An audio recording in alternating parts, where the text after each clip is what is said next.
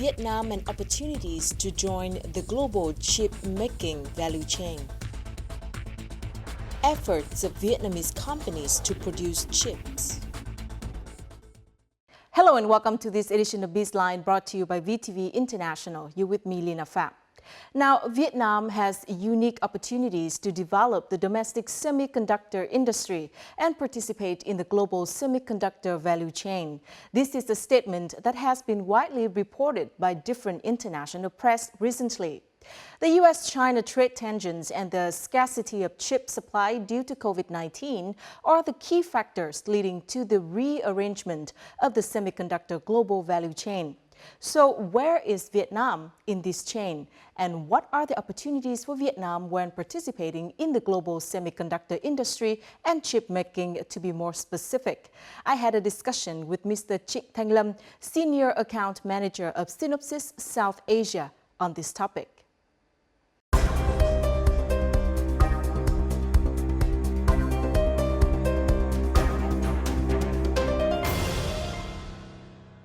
Well, first of all, thank you so much, Dr. Lâm Trịnh, for joining BizLine. And my first question is, as far as I know, Synopsys is expanding its presence here in Vietnam. So can you elaborate more on this move? We decided to open Synopsys' first office in Ho Chi Minh City 7 years ago.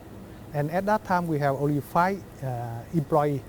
Actually, I am the first Synopsys employee in Vietnam. So you ask me what are the reason for Synopsys to expand in Vietnam, because in Vietnam there have some top university, technical university, who can train the student to become the engineer in IC design. So we see the potential, and then we grow our presence in Vietnam. Our biggest group is working on the memory IP. Memory IP, that means we call the high bandwidth memory. That's the memory that can have transfer very high amount of data between the chip, and we sell that IP to the customer worldwide. Is it difficult to hire labor who have adequate skills to work for your company here in Vietnam? Yes or no? Yes, because in the university today, not many university to train the student on IC design, but I say no, it's easy, because after working in Vietnam for some time, the Synopsys manager see that the Vietnamese student, they learn the new technology very fast, and after graduate from the university, they can work for the company in Vietnam, including Synopsys.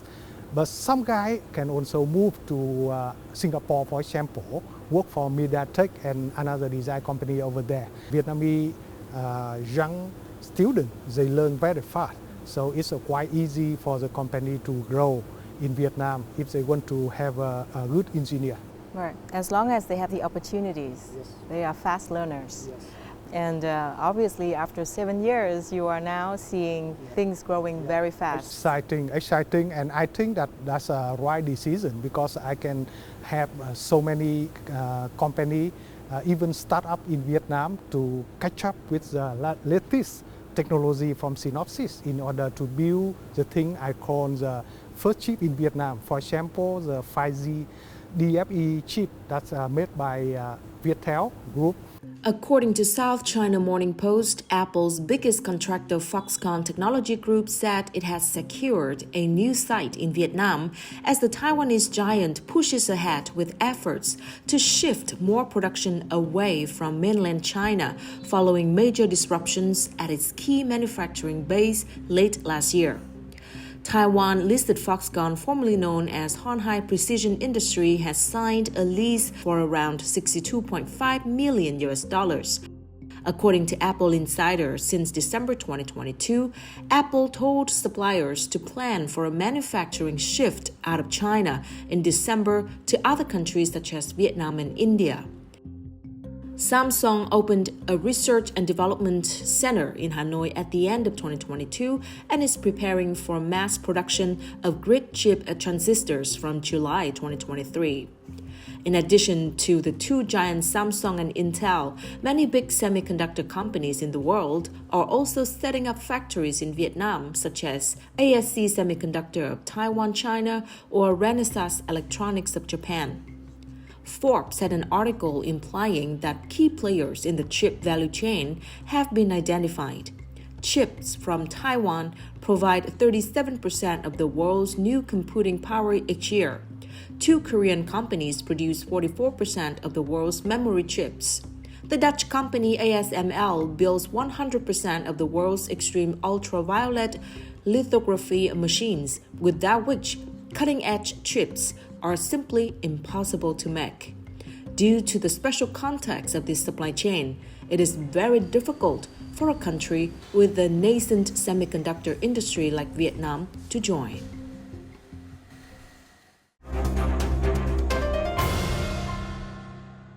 So speaking of the sentiment here in Vietnam, chip manufacturing seems like a hot topic right now. Many people talk about it.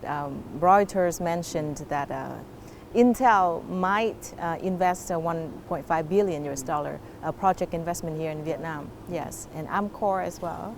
What do you think about this sentiment? Is it feasible? Are people overexcited, or is it, something that Vietnam should really find its own niche market? Yeah, for making a chip, there have a key three segments. The first one is design the chip. So the engineer will use the tool and design the database. And for that one, after verify, they send to the fab. That's the factory where they can make the wafer.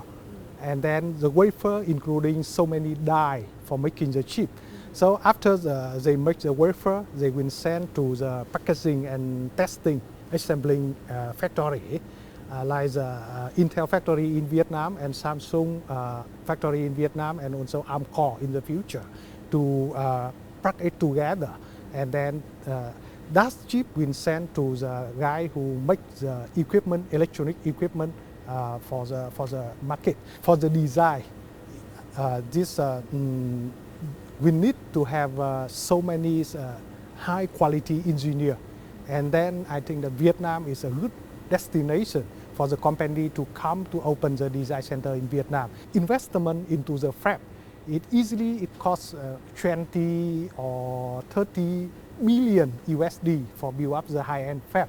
So that's the story that I think that we can talk about that, but it's not so easy to set up that in Vietnam. For testing, assembling, and packaging, we have Intel, we have Samsung and Amcor. So my recommendation is we should work with another partner to attract more investors to come to Vietnam to build a factory for packaging the chip. Okay, so you think that chip design and packaging are the two areas where Vietnam maybe should consider to start with, small steps but feasible. If the product is made in Vietnam by Vietnamese companies, then how can we guarantee the market for such products to be sold? Are they sellable? Are they, marketable, presentable in the global market? I have to say that's a big question. So, for example, after 5 years, we work with Viettel Group. At that time, the Viettel chairman, he want to make the 5G base station. And at that time, 5 years ago, it's very hard for the operator want to buy the 5G base station from the vendor at that time. So if they want to go ahead to build up itself, they have to make the chip themselves. No one willing to sell that technology to them. And for making that kind of chip, made in Vietnam is not easy. It's very hard for them to find out the guy I call the architecture, chip design architect, who have worked in Leuven, Belgium for 7 years in some project over there to get back and to design the architect of the chip. And then a lot of things They also need the support from Synopsys, even some IP, in order to design the full chip. And luckily, is after they tape out, that means they send the chip to the factory for making the chip. Yeah, they can easily to integrate it into the 5G base station and testing. That's one. So the customer is VTV themselves. But I always talk to the guy, and the dream is after successful build the 5G base station, they have a huge market outside of Vietnam. They can sell to another operator in the world who never invest into making the base station from zero. That's one example. And another example is today, you know that some company in Vietnam build a car, for example. But all the chip inside the car need to import from another country.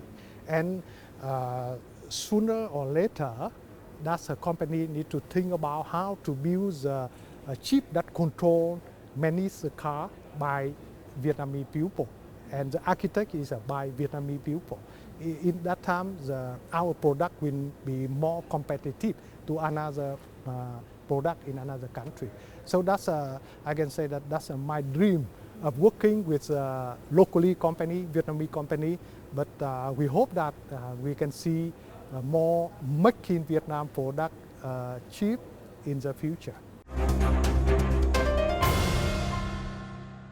This is the first commercially made chip product developed by a Vietnamese company, and therefore it is called Make in Vietnam chip.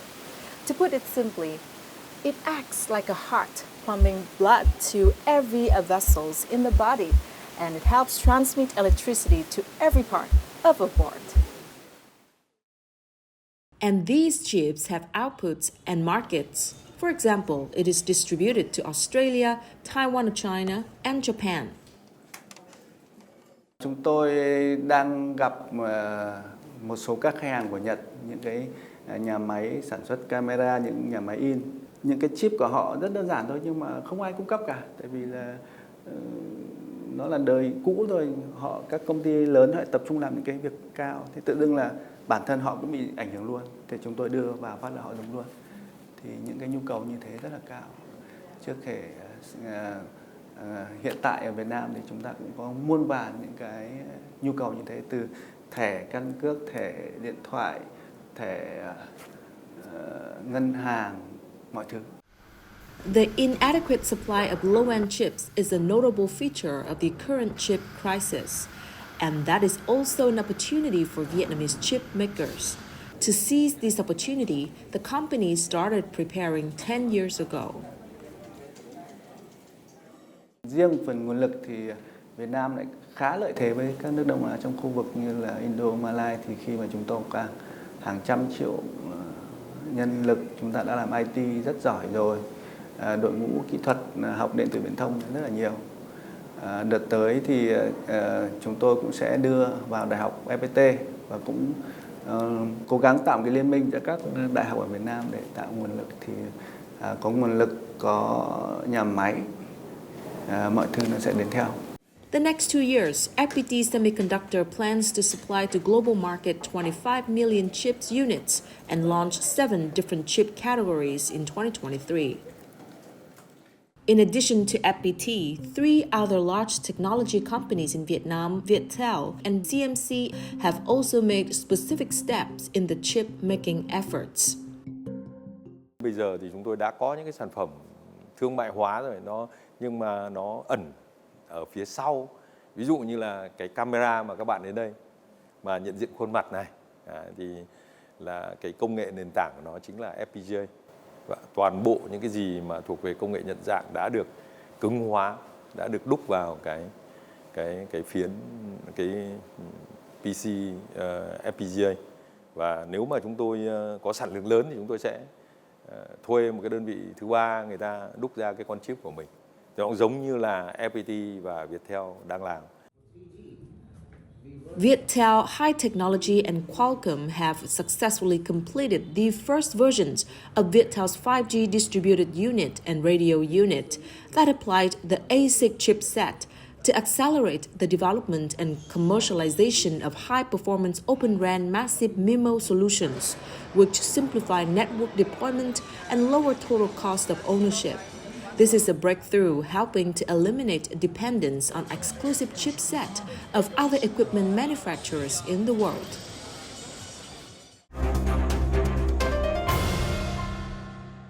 That leads me to another question. It seems very much the theme of self-reliance here. I mean, if we can produce a Make in Vietnam product, then does it mean that we are more independent, we are less dependent on imported technology, and thus it would contribute to a self-reliant Vietnam?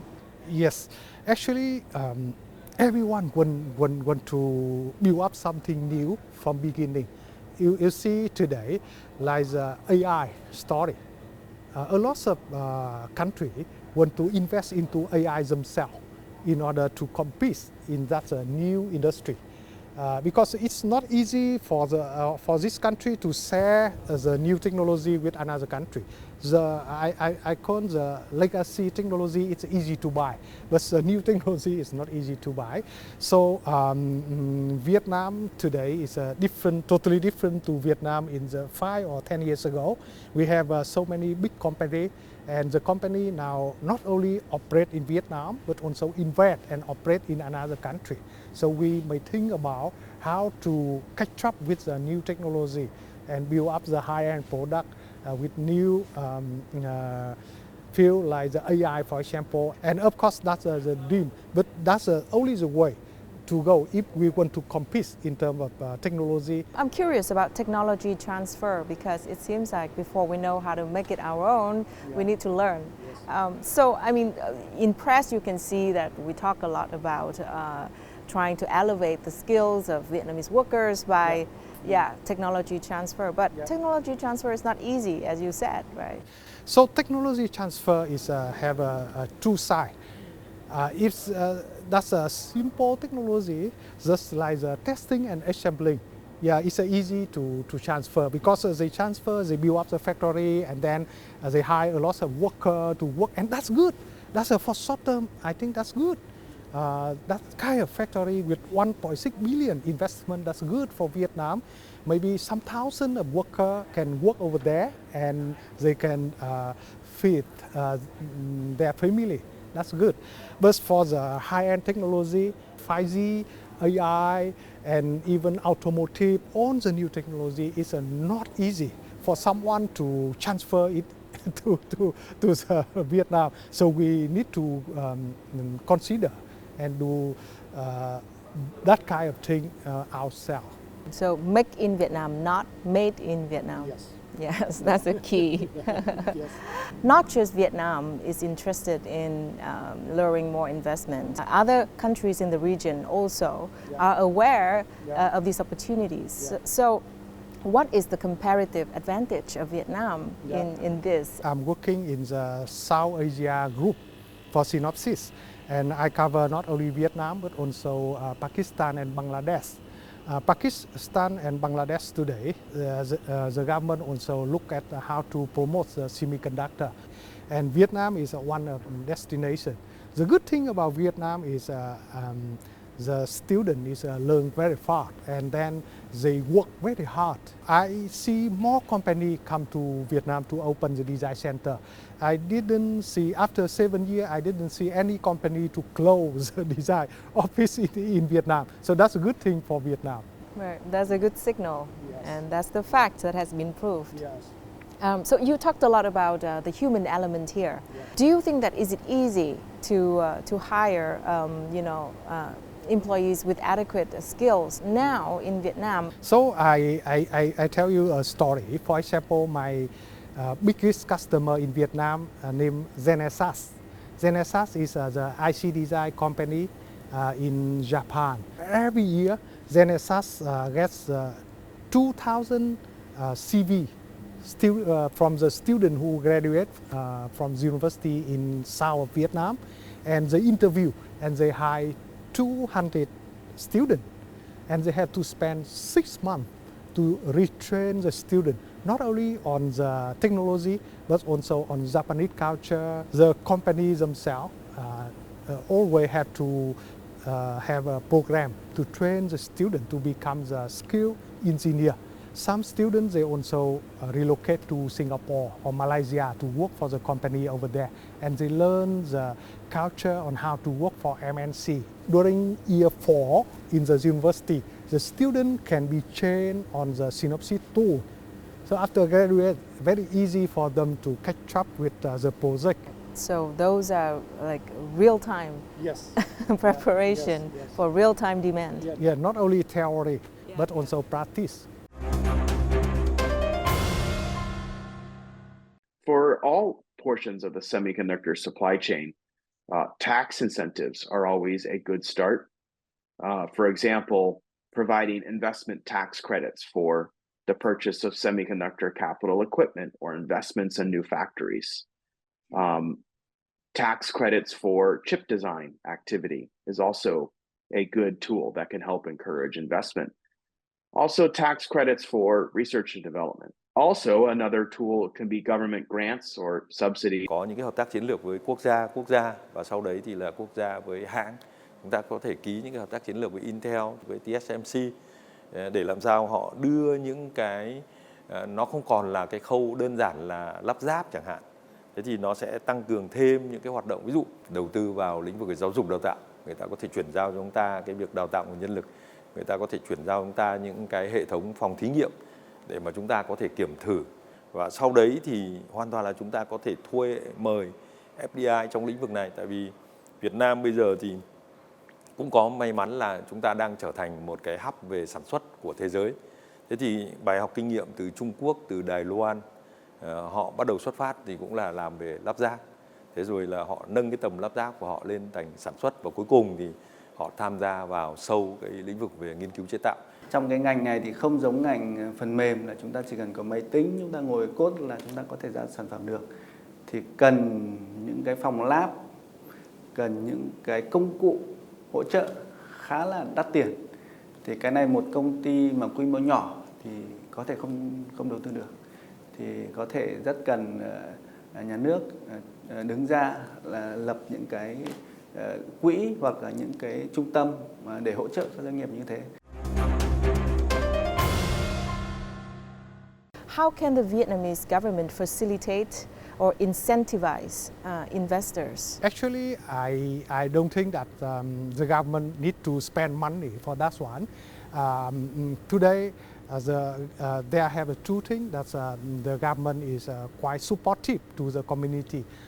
For example, last year we worked with Saigon High Tech Park in Ho Chi Minh City, one Ho Chi Minh City government organization, to set up the IC Design Training Center for the university in Ho Chi Minh City. And we just finished the program called Train the Trainer. So we train 24 lecturers from the university in Ho Chi Minh City on the Synopsys tool, and the trainer can train the student.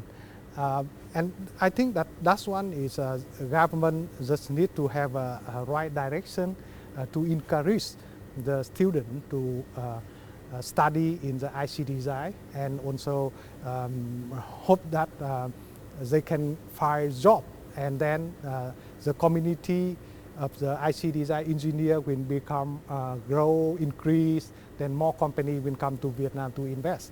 Another initiative that the government should focus on is support the startup. I understand that there have some startup, they want to design the chip I call make in Vietnam.